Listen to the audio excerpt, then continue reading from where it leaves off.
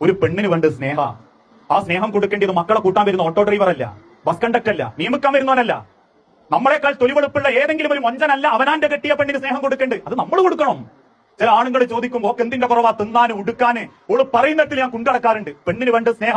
ഒരു പെൺകുട്ടിക്ക് 10 വയസ്സ് തികയുമ്പോൾ വാപ്പയമ്മയും നെഞ്ചിന്റെ ഉള്ളിൽ ബേജാറുണ്ടെടുക്കാൻ തുടങ്ങും. എന്തിനെന്നറിയോ? ഒരു 10 കൊല്ലം കൂടി കഴിഞ്ഞ എന്റെ മോള വേറൊരു പുരയിലേക്ക് പറഞ്ഞയക്കേണ്ടതാ. ഒന്ന് ആലോചിച്ചു നോക്കി. നമ്മളെ വീട്ടിൽ നമ്മൾ വളർത്തിക്കൊണ്ടുവന്ന ഒരു പെണ്ണിനെ 20 21 വയസ്സാകുമ്പോൾ ഇറക്കി കൊടുക്കുക മറ്റൊരു പുരയിലേക്ക്. അങ്ങനെ ഇറക്കി വിടാൻ മനസ്സുകൊണ്ട് പാകപ്പെട്ട് മക്കളെ സ്നേഹിച്ചൊരുക്കി തരിക ഒരു വാപ്പ.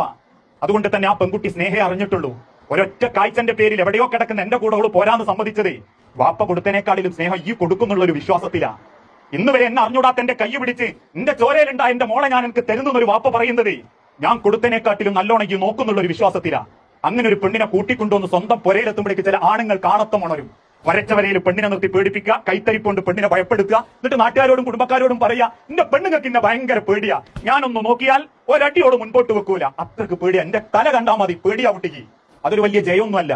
നമ്മളെ കൂട്ടത്തിലുണ്ട് ചില ആണുങ്ങൾ നാട്ടിൽ നല്ല വിലയാ, അളയാക്കിയായി കൊണ്ടടക്കാൻ, കാരണവരായിട്ട് കൊണ്ടടക്കാൻ, അമ്മോശനും അമ്മോനും അളാപ്പയായിട്ട് കൊണ്ടടക്കാൻ. അയാളില്ലേ നിക്കാഹും നിശ്ചയം ഒന്നും നടക്കൂല.